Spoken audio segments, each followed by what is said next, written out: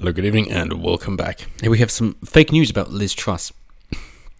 And long-time viewers of my channel will know that I'm no big fan of Liz Truss. If you've got an equality commission, then you do not need to single out a particular group of the type of equality that you're going for. So seeing as you've got the equality for women and girls, then surely then you're going for equality of sex or gender. You don't need to single out a particular group. Otherwise, of course, you'll just be focusing on that side of things because it's a given that they're the oppressed minority or majority in this case, and therefore all your attention needs to be focused on that way. And who really cares about the forsaken costs that are going to go along trying to empower and bring this group up?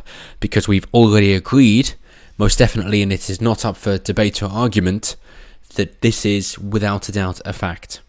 Even though, of course, it isn't. So with that out the way, that I don't think her position should exist, you've still got to be principled. That's what I'm trying to do here, by pointing out the headline here is essentially fake, but it does show a bigger underlying issue. So I'm using this as a springboard, not to blame Liz Truss, as she does not seem to be at fault for this. However, the views put forward by this article are actually representative of other people, and so if they decided to pick out some of these individuals, it would have been fine, but they haven't. So nonetheless, the headline reads, Cabinet Minister Liz Truss hints the UK will export COVID jabs before everyone in the UK is covered, saying new drugs won't benefit people in Britain if we become a vaccinated island with disease rife elsewhere. Depending on how you read that, you could say, well, that's good, because you shouldn't have to have everybody vaccinated in the UK.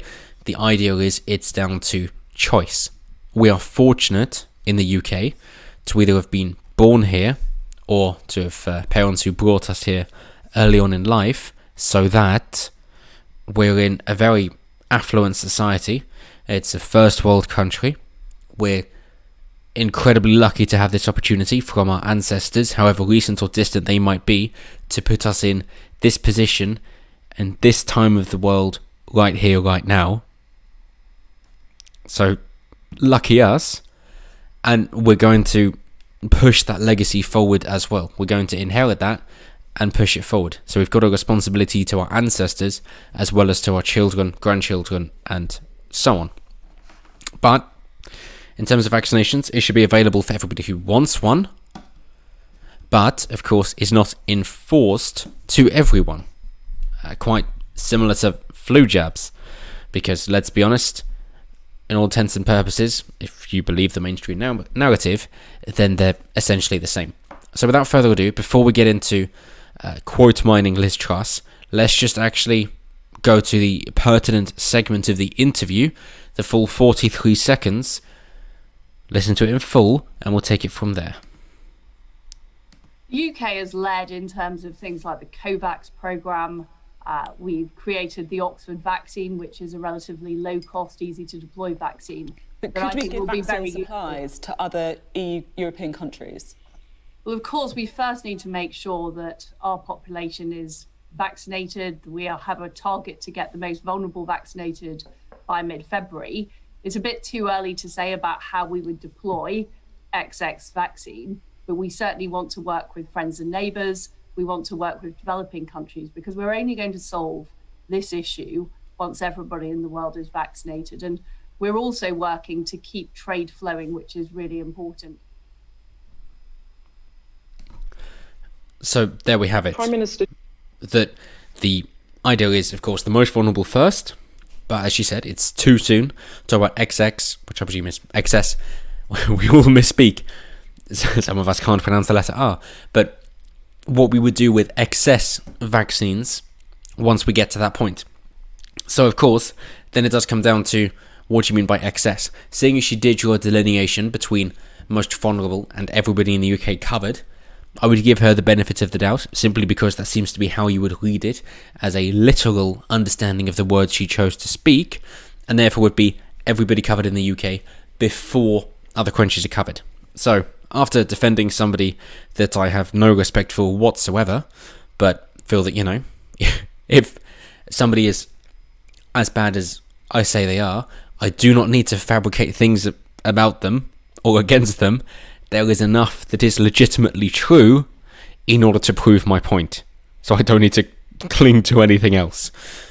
But with that aside, let us address the main issue.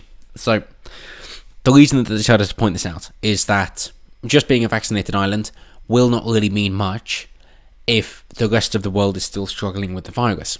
And to a point, that's true. Because we've decided to go down the Globo Homo route, of course, we are now inexplicably interconnected with various countries around the world and, of course, trading blocks, whether that be Kazakh, which, of course, is theorized, or if that's the EU, or still large nation states like Russia or China, for better or worse. Mainly worse. That is still the case. And therefore, of course, as we've seen our economy hemorrhaging since the lockdown orders, and, you know, let's just bear that distinction.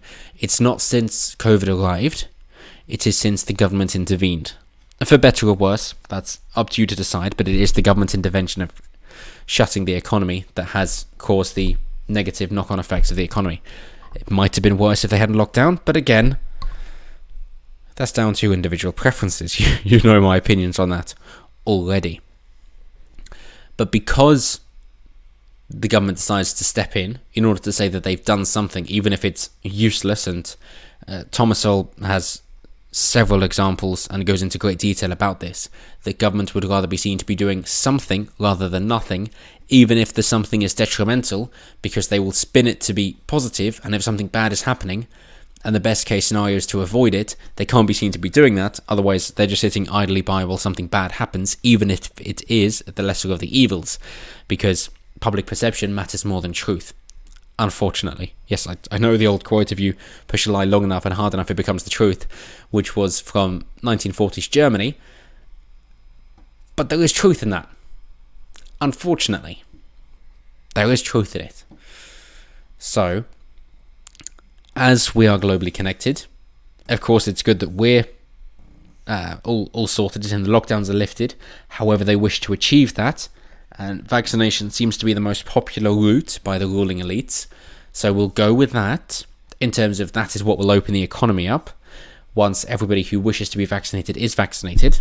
And that should be the end of it. Should. At that point, sure, we're fine. However, the UK is no longer self-sustainable. It could be. It very easily could be. We'd have to go back to more primary and secondary sectors instead of focusing so much on tertiary and the financial plan, which is, why London is the financial capital of the world. But because of that, we do need trades with other countries which prioritize more the primary and the secondary industries. And therefore, seeing as it is normally the poorer countries that are responsible for the primary industries of mining materials used for manufacturing, as well as farming, we need to ensure that they are able to continue doing what they're doing, because we're going to be buying from them. This does not mean we need to donate. It can instead mean forming alliances, not as far as a debt trap diplomacy goes, but instead kind of bringing countries back in to the British Empire, put simply, to say, yeah, you know how you wanted to leave, and now you need us to help, over and over again in terms of aid, but also now in terms of vaccinations because your country is falling apart. It seems like you like how we're governing, and could do with our assistance a little bit more. So how's about we bring back the empire, as one of our beloved queen's last hurrahs? And sure, there might be slightly tongue-in-cheek, but the point still stands. I mean, whose railways is India using? But that really is the point, because I know the saying is that you don't give to receive, but it is important that if you give something, it is known that you have given it, and by all means you're a nice person, but you are looking for assistance in return. If you're struggling, falling on hard times, whatever it might be, you play to your strengths so that somebody else can play to their strengths to pick up your weakness. That is the idea. You specialize, you prioritize. So if our strength is the scientific endeavor and the minutiae and technology which is needed when it comes to pandemics and viral mutations, then our weakness, because we seem to have moved on and forgotten about the fundamentals, our weakness would be agriculture and the primary side of things. In which case, at the risk of making a country a subservient satellite state, if we have somewhere that thrives on that side of agriculture, perhaps simply because the climate is better, then we can have a mutually beneficial arrangement where we both help out each other. And if there are ways to use our technological advancement in order to help out their politics, then it seems like that would be even more beneficial. And at that point, you start building the empire back. And let's be frank, the British Empire was a net positive for every single country involved. The only ones which haven't really had a net positive are the ones which might have lost. But even then, being built back with Enlightenment values, it's a net positive for them as well. And we were successfully able to remove the scourge that was plaguing that society at the time. So that's really what we've got to focus on. With that in mind,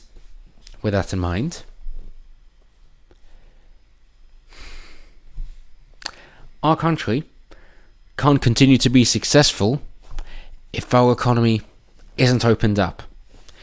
All of the arguments I've put forward to helping out other countries still ring true, and in fact especially true when it comes to our own country. It's the same for foreign aid, which we've successfully cut, and we should bear the same principles in mind. Yes, I know, imagine that, a Conservative Party actually having principles and a core guiding philosophy, that we should have the same principles in mind when it comes to options for vaccinations. The only reason I'm mentioning vaccinations, as much as I'm vehemently opposed to them, is that is what will open up the economy, and that is what we're striving for. Because opening up the economy is a fancy way of saying freedom. And that is what we're all gunning towards. But it doesn't matter how well the rest of the world is doing if we're not doing well. So it's essentially spinning that argument back around. But our government has a responsibility first and foremost to us, not to any other country. We are not the charity gift shop of the world. Similar to how America should not be the police of the world. And therefore, we have to protect our own first. And anything given out after protecting our own, because we cannot continue to create vaccines or help out the rest of the world if we can't clean our room before trying to criticize the rest of the world, it is not going to be sustainable. Therefore, we have to take care of ourselves first and then help out others in a mutually beneficial arrangement, whether that be selling it off to the highest bidder or providing our strengths to another country's weaknesses so that their strengths fortify our weaknesses. Either way is perfectly acceptable. So this was not one against Liz Truss. In fact, I come to her defense, but you might disagree and think otherwise. Either way, let me know down below. Always intrigued to hear what you guys have to say. And as always, until next time, have a good one.